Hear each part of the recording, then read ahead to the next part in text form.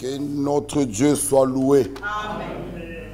Nous vous saluons avec beaucoup de joie au nom du Seigneur Jésus-Christ.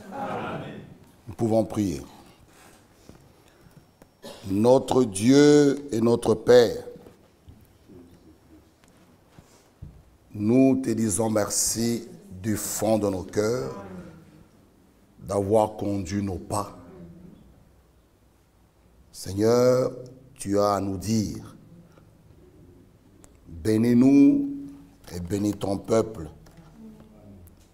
Merci de nous avoir tous gardés en vie et d'être au bon endroit pour écouter ta parole. Merci d'avoir été avec moi et tout s'est bien passé en Angleterre. Pouvons que te dire merci. Bénis ton peuple de par le monde entier. Bénis ta parole qui sera lue et prêchée au nom de Jésus-Christ. Amen. Amen. Je vous apporte les salutations de vos frères et sœurs de l'Assemblée de Leicester. Amen. Notre frère William, il vous salue au nom du Seigneur Jésus-Christ. Le voyage s'est très bien passé, mais c'était un voyage qui m'a beaucoup fatigué. Je n'ai pas compris, très fatigant. Je fais bien cette route, mais cette fois-ci, c'était très fatigant. Mais la parole a été prêchée. Les bien-aimés ont été dans la joie et le Seigneur était vraiment au rendez-vous. Les frères et sœurs de Nottingham et notre frère Justin également, ils vous saluent au nom de Jésus-Christ. Prions les uns pour les autres. Nos bien-aimés, le Seigneur nous a visités avec eux ensemble. J'ai prêché le vendredi à Leicester. Le samedi, 11h, ils ont mis culte aussi à Leicester. Et le dimanche, 2 fois. L'avant-midi, quand j'ai terminé, ils m'ont pris dans la voiture, 45 minutes de route jusqu'à Nottingham. J'ai prêché et m'ont ramené à Leicester, à l'hôtel, pour que le lundi, je puisse revenir ici. Le Seigneur était au rendez-vous et je vous remercie aussi pour vos prières. Les réunions se sont très très bien passées. Vraiment, on a vu la main de Dieu. Notre frère Gaspard, il vous salue également. Amen. Au nom de Jésus-Christ. Et Dieu voulant, le 28 septembre, je pars à Londres. Parce qu'eux, ils seront en Finlande avec le frère Willy. Et frère Gaspard aimerait bien que j'aille prêcher à Londres le samedi 28, samedi et dimanche. Et je vais rentrer le même dimanche 29 ici en Belgique. Et nos bien-aimés de Nottingham m'ont donné l'invitation, dont je repars le 30 octobre. À Nottingham, ils vont faire des réunions le 30, mercredi, jeudi, vendredi, samedi et dimanche 2 fois. Le matin à Leicester, le soir à Nottingham et le lendemain, je retourne. Priez pour que le Seigneur nous accorde la force. Nos bien-aimés, on a vraiment besoin. Le frère Kapinga de Congo-Kinshasa, il vous salue au nom de Jésus-Christ. Le frère Eliezer Kwanga Estani de Brazzaville et Pointe-Noire également, il vous salue au nom de Jésus-Christ. Le frère Sam également, il est déjà en Norvège. Il vous salue au nom de Jésus-Christ. Et nos bien-aimés de la Norvège, Dieu voulant déjà, ils seront parmi nous à partir de jeudi. Dans ce jeudi déjà, ils seront ici pour l'événement de samedi.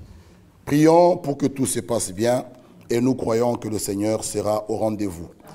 Avant de prêcher, j'aimerais quand même donner un témoignage. Pour moi, j'ai vu la main de Dieu. Depuis que je suis à Mackelen, chaque année, j'ai toujours payé l'excédent chez Sibelga. Chaque année presque, chaque année. Toujours. La première année, Quand j'ai acheté la maison, là, en 2012, en 2013, j'ai eu 5 000 € d'excédent. Vous savez, chez moi, il y a toujours de va-et-vient. Donc, le chauffage tourne. Chaque année, je paye 1200, 1300, 1200, 1300. Cette année, avec la présence de notre frère Sam, qui dormait dans la petite chambre, il avait une petite chaufferette électrique, frère Bouvic m'a en tout cas donné. Frère Sam ne faisait que chauffer, même en journée, parce qu'il avait tout le temps froid. Frère Lilanga aussi était là. Frère Motis était venu prendre le frère Lilanga, et pour qu'il parte, il a ouvert la porte. Ça chauffait toujours, ça tournait.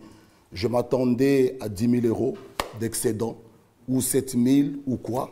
Je dis bon, le Seigneur pourvoira. Je n'ai pas reçu ma facture de ce mois-ci. J'appelle Eneco, je dis mais je ne comprends pas, je n'ai pas de facture. Ils ont dit oh, cette année c'est nous qui vous devons. Amen. Je dis c'est pas possible. Je dis mais avec ce que frère Sam et frère Lilanga tourné là, ils ont calculé, on vous doit 1000 et quelques, mais on regarde, on voyait 2-3 factures. Ils m'ont remboursé cette année 575 €. Amen. Mais chaque année, j'ai toujours payé. J'ai toujours payé. Cette année, je m'attendais à une grande surprise. Frère Motis était là, Lilang était dans la chambre, 13 heures, tu ouvres sa porte, ça tournait. Le petit électrique, je me suis dit, mon Dieu, cette année, qu'est-ce qui va se passer? Qu'est-ce qui va se passer? Mais le Seigneur est tellement merveilleux. Cette année, et c'est eux qui m'ont versé l'argent. Il y a 3 jours, j'ai vu 575 arriver. J'ai dit, gloire à Dieu. Ouais, vraiment, il y a vraiment un secret. J'ai dit, logez les hommes de Dieu. Logez un enfant de Dieu. Oh, il y a vraiment un secret. J'ai dit que Dieu soit loué pour cela. Et je le remercie. Pour moi, ça m'a fait du bien. Je n'ai jamais été remboursé. Jamais, jamais. J'ai toujours des excédents. Toujours, chaque année. Mais cette année, malgré que le gaz est monté, on parle de la guerre, l'Ukraine et tout ça. Les factures sont tellement élevées. Et il y a ceux qui payent des 600 € par mois. Moi, ils m'ont laissé à 250 € par mois. Et c'est eux qui m'ont remboursé. Je dis, en tout cas, le Seigneur est merveilleux. Gloire soit rendue à Dieu. Je dis, je vais donner ce témoignage. Et pour moi, ça me fait de la joie. Vraiment, on peut témoigner que quand nous logeons un enfant de Dieu, vraiment, notre Dieu est le grand payeur. Dieu soit loué pour cela. Matthieu chapitre 16. Matthieu chapitre 16. Nous allons commencer tout doucement à mettre nos bases, parler de l'Église.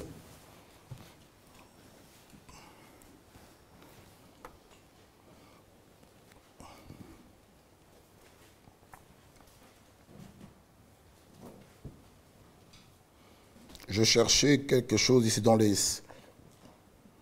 citations de Frère Branham que Frère Franck, les règles communautaires, prêcha Krefeld le 6 juin. Et je pense que je vais les trouver après, que j'aimerais partager avec vous. Disons d'abord Matthieu 16. Non, c'est Matthieu chapitre 16, le verset 13.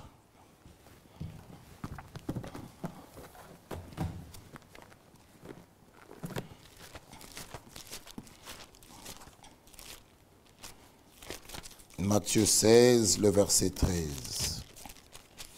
Jésus étant arrivé dans le territoire de Césarée de Philippe, demanda à ses disciples, « Qui suis-je au dire des hommes, moi, le Fils de l'homme ?»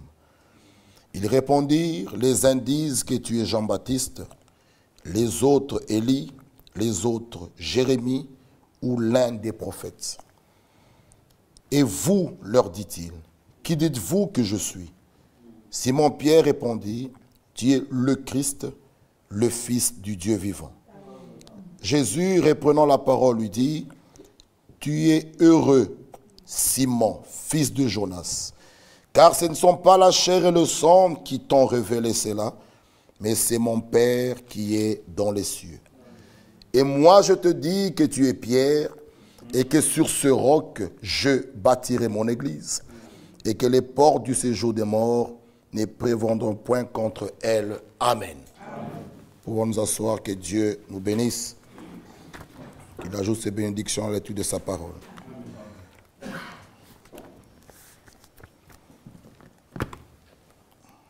Nous parlerons ce jour-ci de l'Église et nous allons toucher d'autres points. Comment se conduire dans la maison de Dieu. La maison de Dieu, c'est sa maison. Il en est le propriétaire. Quand nous allons visiter un frère, il peut nous montrer son salon, la cuisine, partout, mais nous devons respecter. Amen. Malgré que le frère peut te dire, mon frère, le frigo est là, la cuisine, cuisinière, la toilette, salle de bain, là où vous allez dormir, c'est là, votre chambre. Mais il y a un respect. Ce n'est pas chez moi. Le responsable, il est là, mon frère Motis m'accueille, c'est chez lui. Ça veut dire, j'ai des limites, malgré qu'il va m'accueillir avec joie. Hein? Avec joie, il m'accueille avec joie. Mais j'ai des limites. Il y a des endroits où je ne peux même pas franchir. Je ne peux pas aller dans sa chambre. Donc, il y a des endroits où je ne peux pas, malgré qu'il m'accueille avec joie. Mais j'ai des limites. Et je peux être là, avec respect. Les bien-aimés m'accueillent. Ce n'est pas ma maison. Il a mis sa télé à droite. Je ne peux pas, comme ça, dire frère Motis n'a pas bien fait, il faut la mettre ici à gauche. Non, c'est chez lui. Vous voyez donc, dans la maison de Dieu, même chose. Nous allons toucher beaucoup de points. Comment se conduire? Comment est-ce qu'on pourra fonctionner? Il y a un sujet que mon bien-aimé frère Dieudonné avait prêché sur l'harmonie divine. Vous voyez, frère Franck en parle, nous pouvons lire ça en tout cas après. Quand nous sommes dans une assemblée, que ce soit au niveau de la musique, même ceux qui font chanter, ceux qui sont tam-tam ou synthé, partout, derrière, il faut qu'il y ait une harmonie. Il faut que ces gens-là fonctionnent ensemble. Que ce soit la prédication. C'est très important. Écoutons d'abord, avant d'aller loin, ce que l'homme de Dieu nous dit ici. Écoutez. Écoutez, ça doit être ici. C'est dans la prédication qui est passée le dimanche ici, le 8. Dieu ne nous a pas donné un esprit de timidité. C'est dans cet audio-là. Maintenant, écoutons ce qu'il dit. Nous irons, on n'est pas pressé. Donc, le côté pratique du déroulement d'un service divin est aussi très important. Vous voyez? Donc, nous ne devons rien négliger. Le côté pratique du déroulement d'un service divin est aussi très important. Car il peut perturber le domaine spirituel. Et il continue. Et si ce qui est terrestre perturbe ce qui est spirituel, alors ce n'est pas correct. Nous devons alors veiller à ce que la partie terrestre soit aussi ordonnée que la partie spirituelle, afin qu'un service divin puisse se dérouler sans aucune perturbation. C'était clair. Donc, il nous dit ceci. Nous devons alors veiller. Il faut veiller. Vous savez, il suffit même que les cantiques ne sont pas bien. Ça peut perturber tout un culte. Le prédicateur, il arrive ici, monte. Il trouve la salle froide. L'onction n'y est pas. Ça perturbe tout un culte. Donc, dès la présidence, la prière, les cantiques, la prédication, tout ça doit être respecté. Même ceux qui montent ici pour faire chanter doivent être dans une bonne atmosphère. Je ne peux pas monter ici faire chanter. Je ne suis pas content. Mieux vaut m'écarter.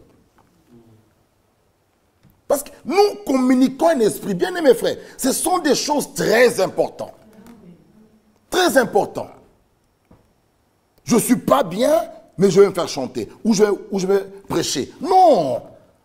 Mieux vaut, bien aimés frères et sœurs, c'est nous écarter, nous éloigner de ces choses. Nous devons alors veiller à ce que la partie terrestre soit aussi ordonnée que la partie spirituelle. Afin qu'un service divin puisse se dérouler sans aucune perturbation. C'est ainsi que les choses se passent. Vous voyez? Vous voyez? C'est très important. Mais avant d'aller loin, nous parlerons d'abord de l'Église. Ici dans Matthieu 16, Jésus est arrivé dans le territoire de Césarée de Philippe. Il posa la question à ses disciples. Qui suis-je au dire des hommes? Moi, le Fils de l'homme. Les uns disent que tu es Jean-Baptiste. Les autres, Élie. Les autres, Jérémie ou l'un des prophètes. Et vous, vous me voyez tous les jours.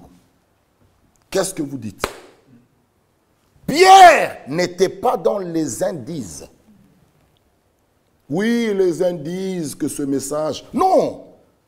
Bien-aimé, il a reçu la révélation d'en haut. Et Jésus dit, tu es heureux, Simon, fils de Jonas, car ce ne sont pas la chair et le sang qui te l'ont révélé, mais c'est mon Père qui est dans les cieux qui te l'a révélé. Bien-aimés frères, c'est pourquoi, quand nous venons à l'église, mettons nos raisonnements de côté. Mettons notre intellect de côté. Dieu n'en a pas besoin. On ne peut pas servir Dieu avec des mains humaines. Non, bien-aimés frères. Toute la justice de l'homme est comme un vêtement souillé. Pour le servir, Dieu, il y a des conditions préalables pour servir Dieu. Nous verrons ça. Ce n'est pas n'importe qui. Voilà là où il y a des problèmes. Parce qu'il y a des gens qui se sont introduits dans le travail qui ne leur appartient pas. Et cela donne des chaos. Quand Dieu te place à un endroit, et chacun respecte l'endroit où Dieu l'a placé, tu seras une bénédiction pour les autres. C'est là la clé. Quand Dieu te place à un endroit, ne bouge pas de là. Sinon, vous rendrez Dieu un service en dehors de sa volonté. Et vous ne serez pas en bénédiction aux autres. C'est là la clé. Mon frère et ma soeur, chacun de nous doit prier que Dieu lui montre sa place. Qu'il lui montre sa place. Sinon, mon bien-aimé frère, nous allons nous marcher. Non, tu risques de faire un travail d'un frère ou d'une sœur. Tu le fais bien, mais tu es en dehors de la volonté de Dieu. Tu peux avoir une très bonne intention. Souvenez-vous de Uza. David fait prendre l'arche sur des bœufs. Uza avait une très bonne intention. Aux yeux des hommes, il avait fait quelque chose qui était bien, pour que l'arche ne tombe pas. Mais Dieu l'a frappé des morts. Et il est mort, Uza, sur place. Et David a reconnu qu'il fallait que les Lévites soient là.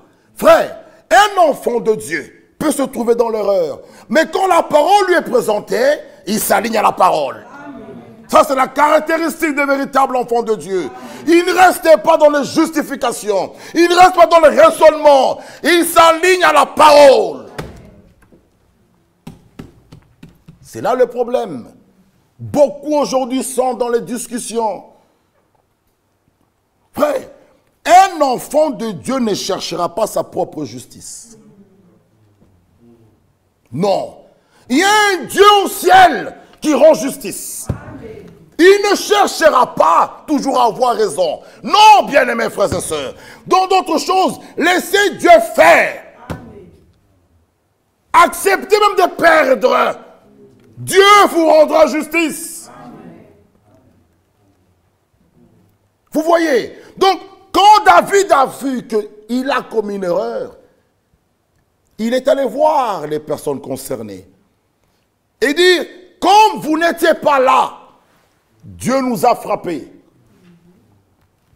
Ça, c'est un élu. Il reconnaît sa faute. Il implore la grâce de Dieu. Il implore son pardon. Et Dieu va le pardonner. Vous voyez, on ne cherche pas toujours à avoir raison. Non. Acceptons, bien-aimés frères, de perdre nos droits. Jésus-Christ revient bientôt. Quand nous venons à l'église, mettons le charnel de côté. Non. Soyons spirituels. Jugeons toutes choses selon le Saint-Esprit. Qui dites-vous que moi je suis? Les uns disent que tu es Jean-Baptiste. Les autres, Élie. Les autres, Jérémie, ou l'un des prophètes. Et vous, leur dit-il, qui dites-vous que je suis? Bien-aimés frères, nous sommes son peuple. Et nous lui appartenons. Pour le temps et pour l'éternité. Quand nous avons des soucis, nous avons un seul sur qui nous devons compter. Lisons d'abord dans 2 Samuel. 2 Samuel.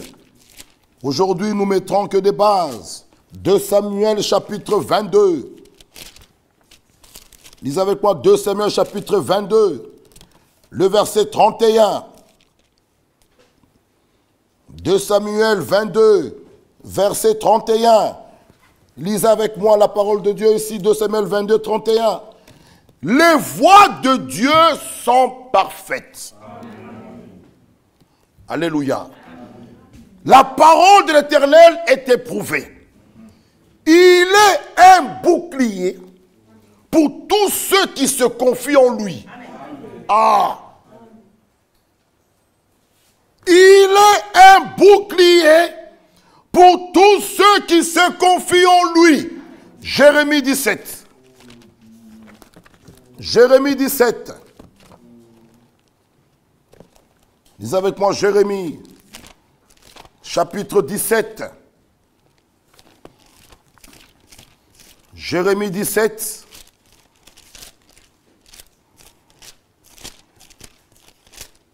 Le verset 5. Ainsi parle l'Éternel. Maudit soit l'homme qui se confie dans l'homme. Jérémie 17, verset 5. Maudit soit l'homme qui se confie dans l'homme. Amen. Amen. Lisez avec moi le psaume 25.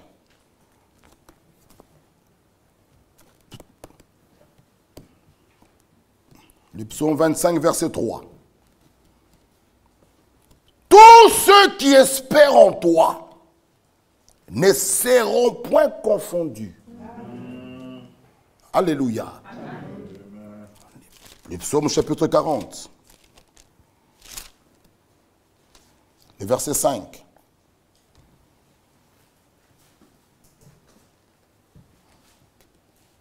Psaume 40, verset 5.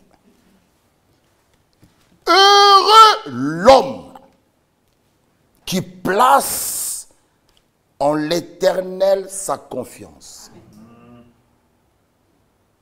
Cet homme est béni. Amen. Cet homme est heureux. Frère, le ciel et la terre passeront. Les hommes vont passer. Les prophètes passeront. Tout le monde pourra passer. Mais sa parole demeure éternellement.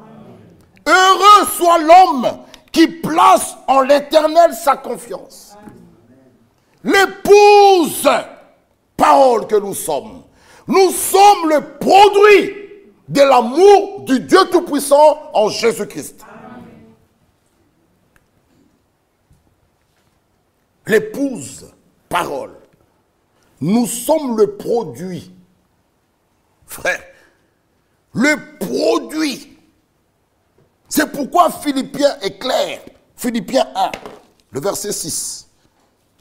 Lisez avec moi. Philippiens.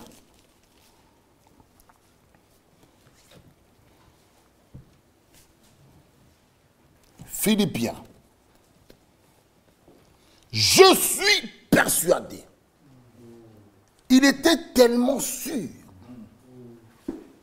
que celui qui a commencé en vous cette bonne œuvre la rendra parfaite pour le jour de Jésus-Christ. Je suis persuadé. Donc il n'y a pas de doute. Si celui qui a commencé cette bonne œuvre en toi, il la rendra parfaite. L'épouse, bien-aimée, parole, est le produit de l'amour du Dieu Tout-Puissant par Jésus-Christ. Et nous sommes l'épouse parole seulement lorsque la parole de la promesse est devenue une réalité en nous. La parole, l'esprit et l'Église forment une unité divine. Frère, je répète. La parole, l'esprit et l'Église forment une unité divine. Christ et l'Église ne font qu'un. C'est pourquoi au commencement, l'esprit se mouvait au-dessus. Tant que Dieu n'avait pas encore parlé, il y avait un chaos, il n'y avait rien. Il fallait qu'il parle. Que la lumière soit. Quand il parle, l'esprit suit la parole pour la vivifier et la lumière fut. C'est quoi? La parole et l'esprit ne les séparez pas. Il faut toujours la parole et l'esprit. La lettre tue, l'esprit vivifie. Amen. Tu peux voir la lettre, mais tu vas en erreur avec ça. C'est pourquoi il faut comprendre chaque prédication selon l'esprit. Quand un prédicateur prêche ici, il est sous onction. Faites attention. Ne soyez pas charnel, le prendre au mot. Non, il faut être en esprit pour capter ce qu'il veut dire. Écoutez. Christ est la révélation du mystère de Dieu. Écoutez.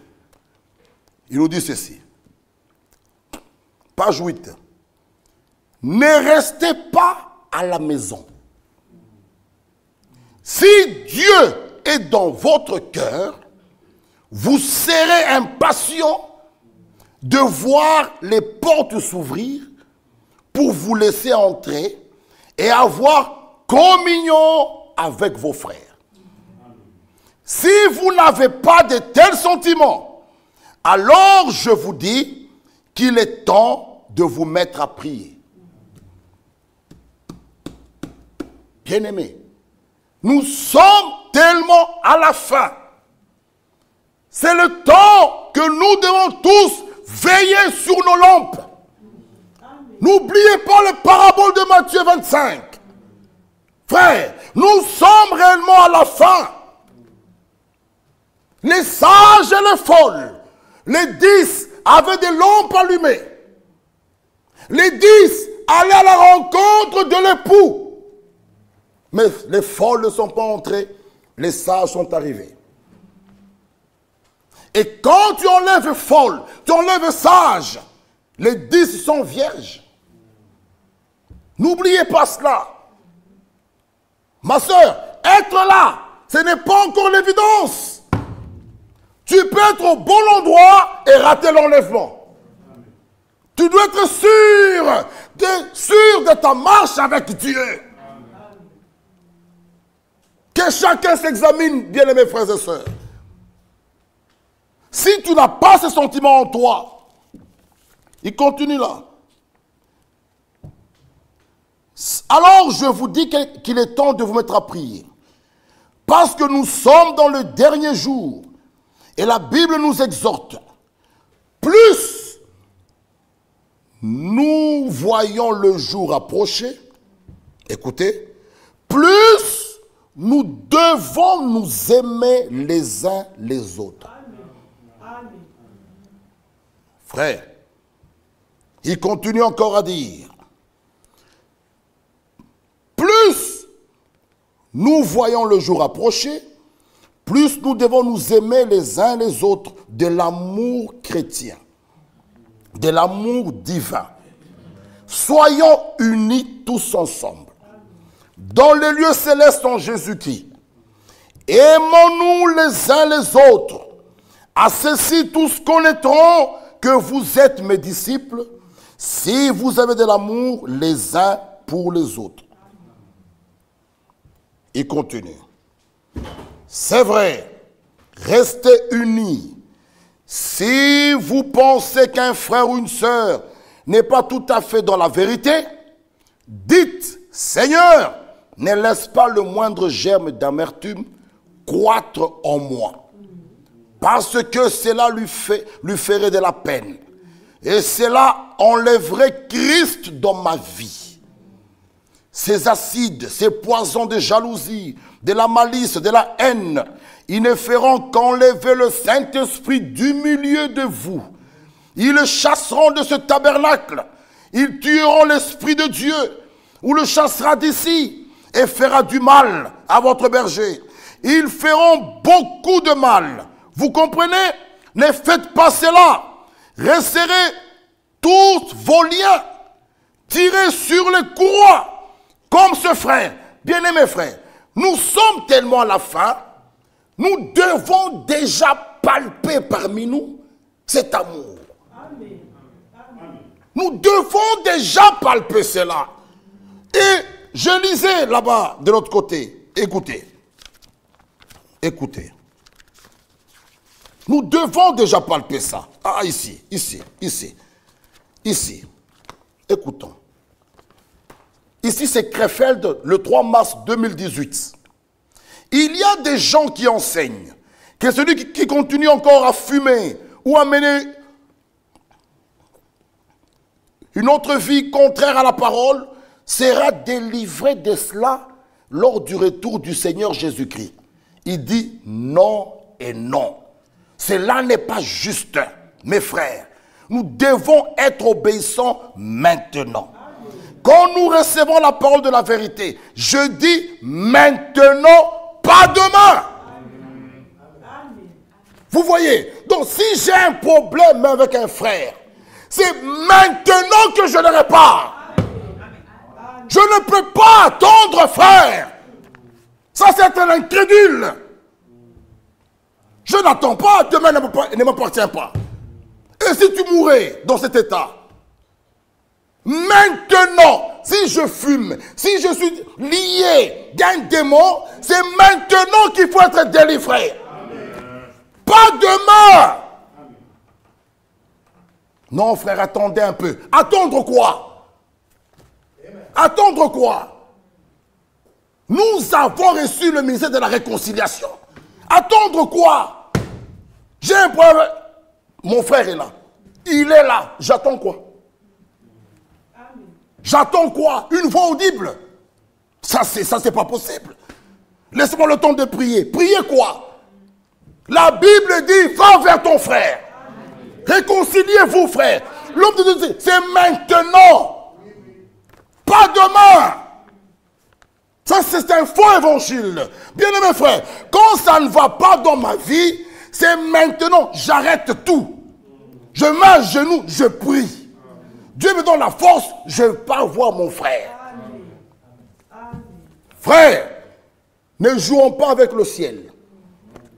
Vous savez ce qui est terrible dans l'église du Dieu vivant. Dieu est tellement bon, il peut lâcher son onction sur tout le monde. Tu peux voir des grandes choses, tu les vois. Tu vis des grandes choses, tu prêches, tu fais des grandes choses, mais tu rates l'enlèvement. Dieu est souverain. Même nous qui prêchons, ce n'est pas l'évidence, frère. Chacun a un combat à mener. Amen. Le combat de la foi. Amen. Amen. Non, frère. Je prêche, c'est bien. Ça ne s'arrête pas là. Frère, nous devons nous examiner. Le chemin est encore là. Donc l'homme de Dieu dit, c'est maintenant. Maintenant. Et celui qui a le Saint-Esprit va encourager toujours aller vers le bien, amen, vers la réconciliation, amen, vers la paix. Amen. Toujours. Toujours. Frère, Jésus-Christ est à la porte. Amen. Un enfant de Dieu fera tout son possible. Amen. Tout son possible. Nous pouvons parler de l'église, mais l'église là c'est qui? C'est là le problème. Écoutons, nous mettrons que des bases aujourd'hui. Nous allons les développer. Lisez avec moi. Ici.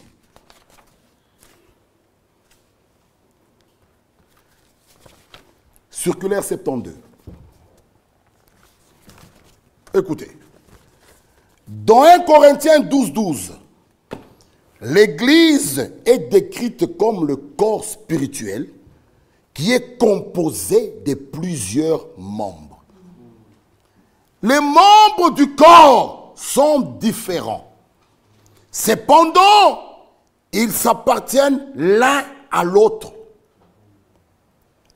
dépendant les uns des autres, et sont unis par la peau qui les recouvre. Suivez bien. Les membres du corps, il dit, cependant, les membres du corps sont différents. Cependant, ils s'appartiennent l'un à l'autre, dépendant les uns des autres, et sont unis par la peau qui les recouvre. Le corps entier de Christ est parcouru par la vie de Christ.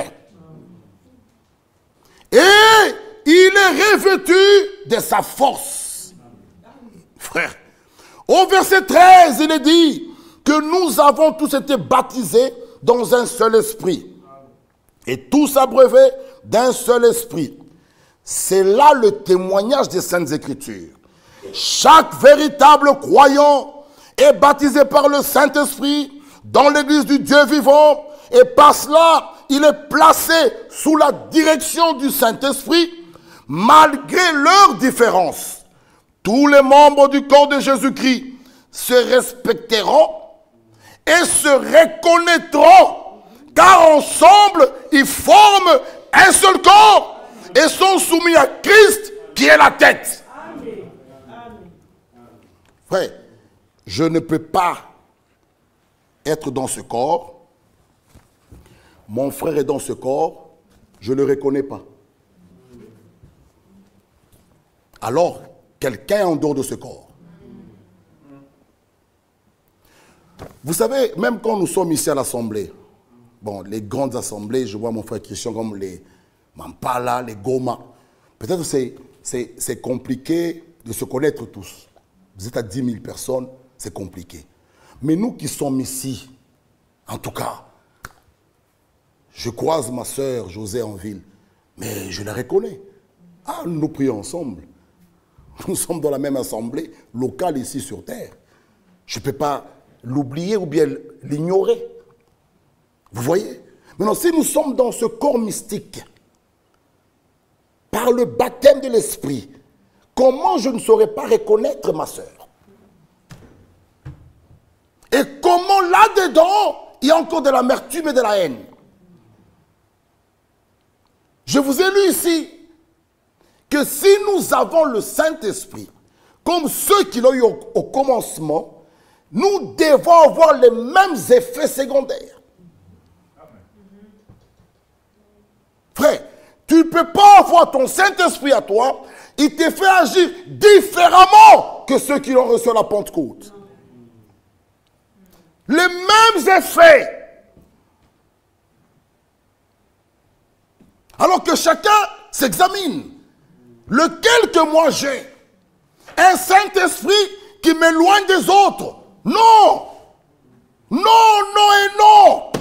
Si tu l'as, tu vas aimer tout le monde. Amen. Amen. Bien-aimés frères, cette église qui est le corps mystique, nous y entrons par le baptême de l'Esprit. Si tu es là-dedans, moi je suis là-dedans, ma soeur là-dedans, l'autre là-dedans, mais nous allons nous reconnaître. Amen.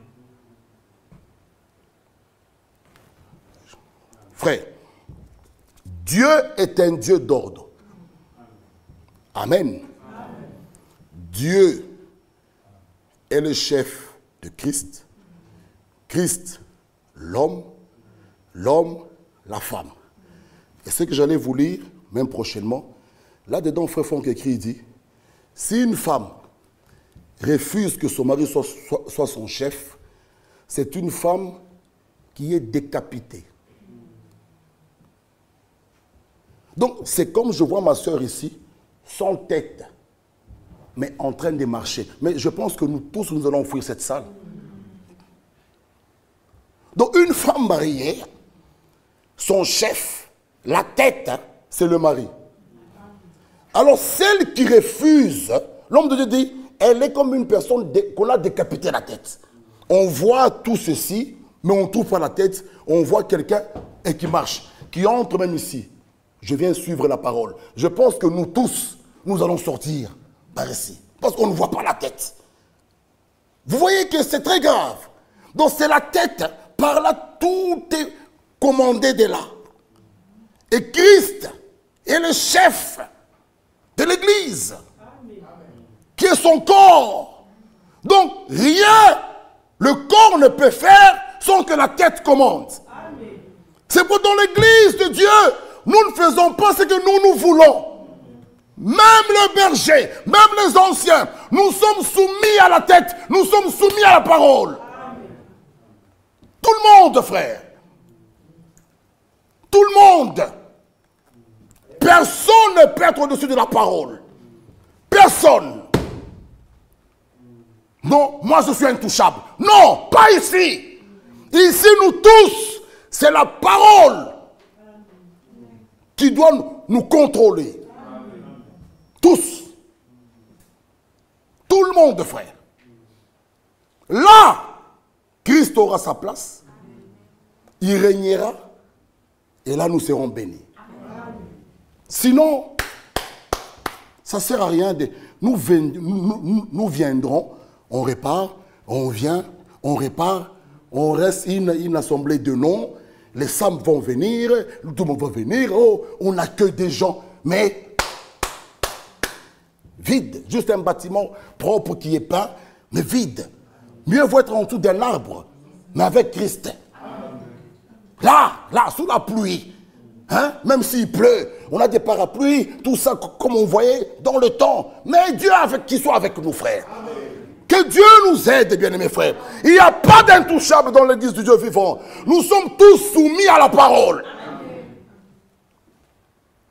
Nous devons respecter cela. C'est ce qu'il dit. Ça, c'est profond. Si nous sommes là, tous les membres du corps de Jésus-Christ se respecteront. Ah, le respect est très important et capital et obligatoire. Amen. Tout le monde, les grands envers les jeunes envers les grands. Même le langage. Amen. Amen. Le langage, la façon dont tu parles. Il faut qu'il y ait du respect. Même nous qui montons là. Vous n'êtes pas mes sujets. Non. Vous appartenez à Dieu. Amen. Amen. Je ne peux pas commencer à vous... Non, frère. Non. Le respect. Même si on doit recadrer les choses. Avec respect. Ça, il nous faut le respect. Sinon, ça sera la foire. Tout le monde parle. Non. Vous savez, même circuler dans l'église, ce n'est pas comme ça. On peut sortir, quelqu'un qui sort là-bas, il se retrouve là-bas. Ce n'est pas comme ça. Amen. Nous toucherons tout ça. Il faut que cela soit respecté maintenant. Celui qui ne fait pas, qui veut amener du désordre, la porte est grande. Dieu est un Dieu d'ordre de paix. Amen. Là où Dieu agit, il doit avoir l'ordre et la paix. Amen. Amen. Tu sors ici. Non. Non. Surtout les sœurs. Il faut même être gêné là. Je me lève. Non. Vous savez, la honte est une très grande arme. Quand on perd la honte, c'est très dangereux. Il faut faire attention. Tout le monde te voit. Non! Il faut que les choses soient ordonnées.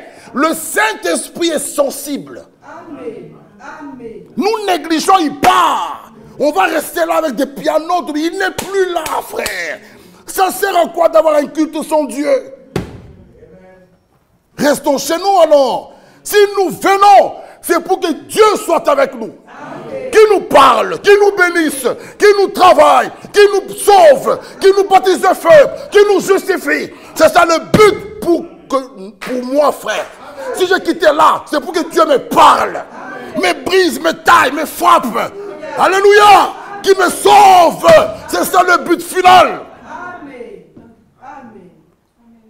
Dans la même prédication, l'homme de Dieu Franck dit, nous ne venons pas chauffer les chaises. Nous venons pour que le Saint-Esprit nous chauffe. Amen. Chauffe nos cœurs, frère. Ne venons pas juste s'asseoir là, on chauffe les chaises. On vient têtu, on rentre têtu. On vient turbulent. Non, je viens têtu. Je dis, mais Seigneur, brise-moi. Quand je sors une nouvelle créature. C'est ça le but de la prédication de la parole. Amen. Malheureusement, les trois sortes de croyants, tu es de quel côté? C'est ce qui fait mal. Mais ceux qui sont de Dieu, frère, j'ai aimé l'exemple de Kabanza, frère Kabanza. Il dit, s'ils sont même 4, là au ciel, Dieu dit, tout va bien. Mais nous, par la foi, on part comme ça, on dit, nous sommes tous fils de Dieu. Fils de Dieu, c'est moi l'homme, mais Dieu, lui, quand on lui regarde, frères et sœurs, ne venons pas chauffer les chaises. Nous allons le regretter nous-mêmes. Ce jour-là, tu verras peut-être ton mari a disparu, ou ta femme est partie, ou tes enfants. C'est là que tu verras que je faisais des blagues. Imaginez-vous. Imaginez-vous. Frère, les choses doivent être tellement, pour le moment, il y a tellement de débats partout. C'est le temps que les élus attendent en silence le secours de Dieu. Nous sommes le produit de l'amour du Dieu Tout-Puissant par Jésus-Christ, notre Sauveur. Nous sommes le fruit de l'œuvre de Golgotha. Golgotha est le point central de la foi de l'Ancien et du Nouveau Testament. À Golgotha, l'amour de Dieu s'est manifesté. À la Pentecôte, cet amour est déversé en nous. Golgotha, Pentecôte, vous ne pouvez pas les séparer, frère. L'un va avec l'autre. À Golgotha, l'amour s'est manifesté. À la Pentecôte, il déverse cet amour dans ton cœur. Ma soeur, oh, nous pouvons lire, on lira ça jeudi. On te fera du mal. On marchera sur tes pieds. Tu aimeras toujours.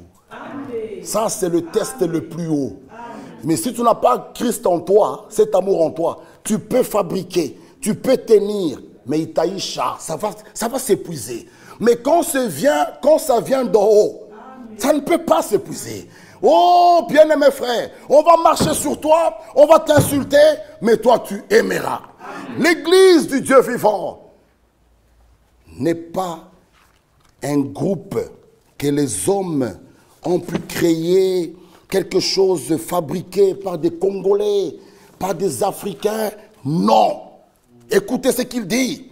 L'église de Jésus-Christ n'est pas une organisation humaine, mais bien une création de Dieu.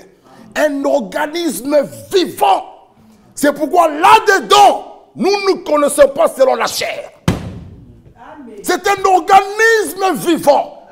Ce n'est pas une organisation d'hommes, des Congolais, des Kassaïens. Non! Faisons attention. Nous sommes à 3. Nous parlons lingala. Le frère là ne comprend ni ne parle. Mais nous on parle lingala à 3. Qu'est-ce qu'on fait du frère là? On l'a rejeté. On l'a rejeté. Et on est là à l'aise. Et le frère est là avec vous. Frère, c'est un organisme vivant. Ce sont parfois des petites choses, peut-être que nous négligeons, mais Dieu nous parle. Faisons attention. Non, lui, il est de chez nous, on parle la même langue. C'est un organisme vivant. Vivant. S'il y a une langue commune que le frère ou la sœur comprend, mais parlons cette langue. Mais imaginez-vous, nous parlons, et puis je coupe, je parle à frère Bovic dans ma langue. Mais frère Moutis, il dit, mais pourquoi frère Michel n'a pas voulu... Vous voyez que, frère, parfois nous pouvons soulever des choses qu'il ne faut pas. Peut-être c'est l'ignorance, mais évitons ça. Évitons ça.